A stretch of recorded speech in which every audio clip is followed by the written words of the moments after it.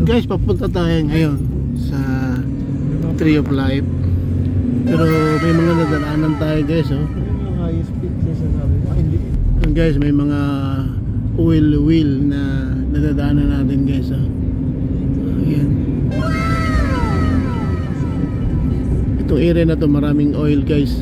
Oil tsaka gas. Tsaka gas.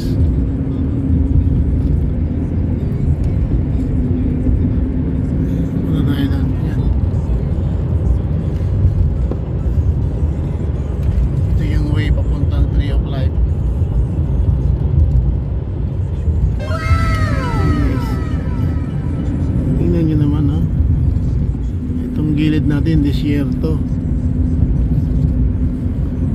Ayan, walang bahay guys. Pero makikita ka maraming mga oil wheel na nakalagay. Ayan guys, oh.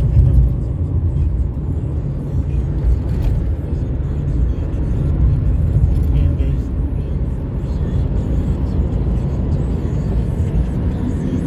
Ang dami mo nakikita, oh. Meron pa doon.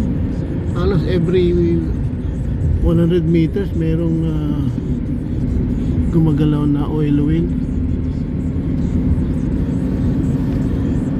Yan, dito malaki, oh. Baka siguro abutin na ng 300 meters yan. Meron ka na makuha ang oil.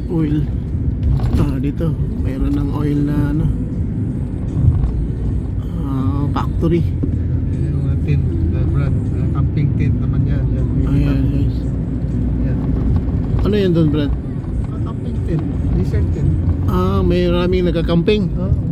Mayroon din palang nagka-camping dito guys, oh. Oh.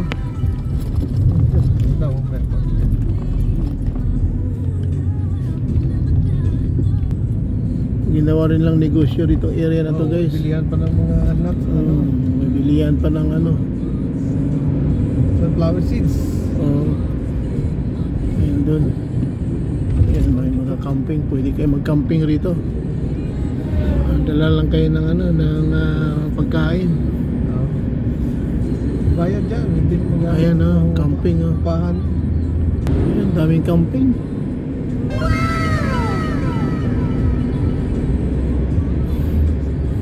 Parang sa Riyadh, parang ang tawag na istiraha, no?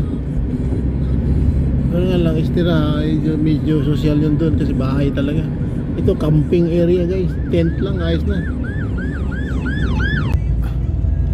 Wala ka nakikitang kahoy guys, ha. Papunta na kami sa Tree of Life.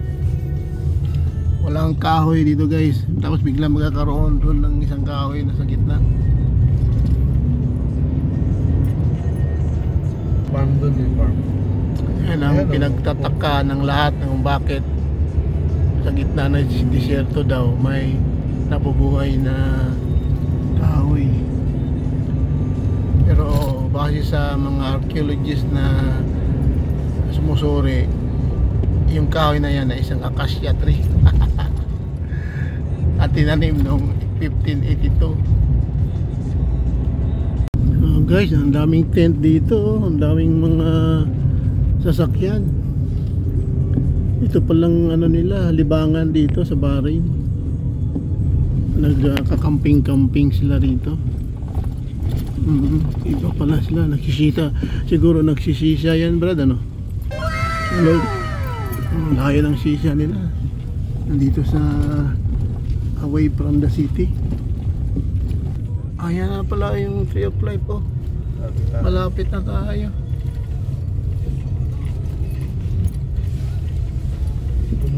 Dito pala concentrated ng mga tent. Dati wala namang tent dito, no? Ginawa na ng tent kasi may season kasi, Brad. Maraming namamasyal. Ano lang to, December 20 to February 20. Guys, dito na tayo guys. Mamaya bababa tayo. Putulin ko muna. A few moments later. Hi guys, magandang hapon. Nandito tayo sa Tree of Life,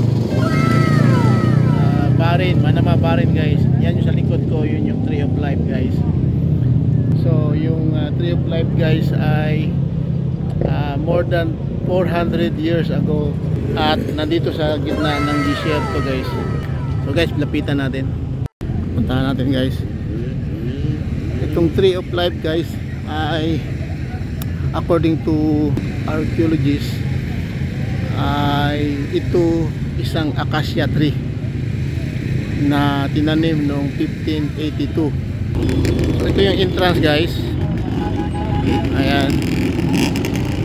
Yung kahoy na yan guys ay may height na 9.75 meters tall, and yung root niya guys ay may lalim na 50 meters.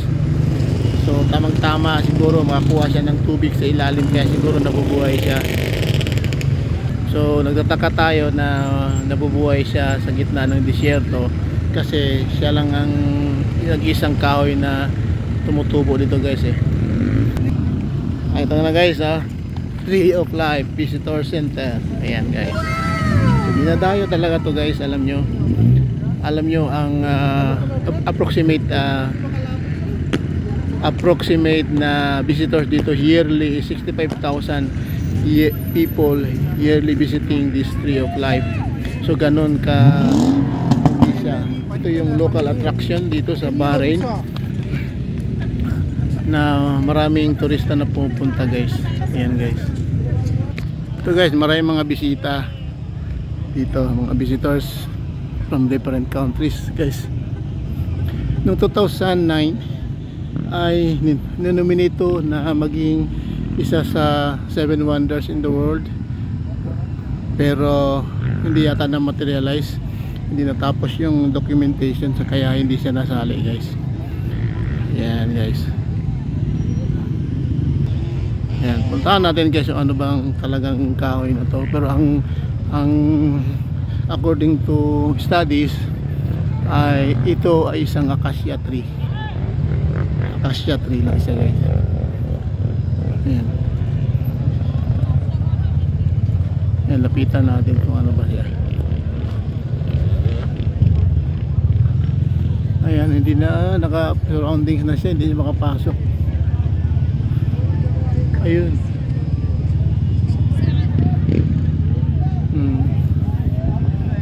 Tingnan mo guys. Ayan, acacia tree lang siya guys.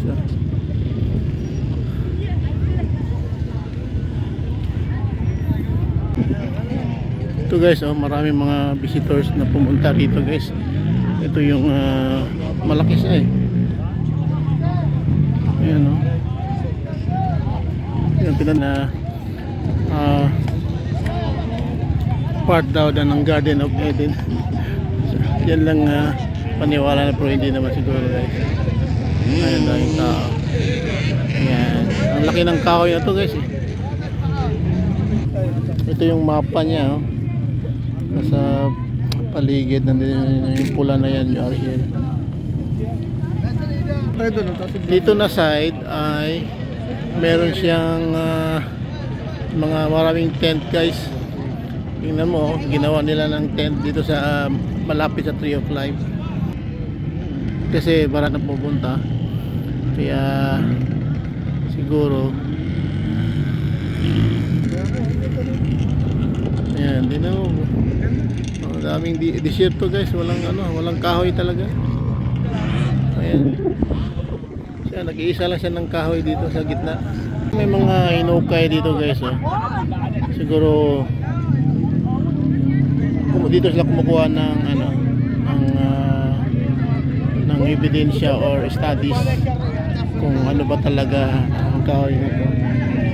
Pero in 2010 it was concluded by the scientists na isa itong acacia tree itinanim noong 1582 na may height siya na 9.75 meters tall.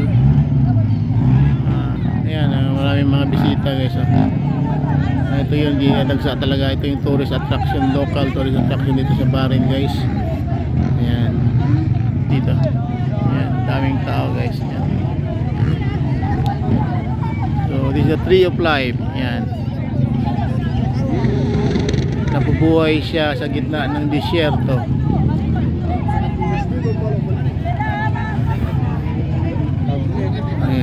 daming dumadayo guys, daming sasakyan. Puntahan talaga, dinadayo talaga ng mga turista. Kasi siguro pinaniwalaan nila na part daw ng Garden of Eden kaya siguro baka may himala rito guys. Kung makapunta ka rito, gagandang buhay mo. Ayan, kaya kailangan nyo puntahan, pasyalan nyo rin kung may time kayo. Ayan, para maging swerte rin kayo. Siguro hindi ko naabahan ang aking vlog at hanggang dito na lang siguro. See you next vlog guys.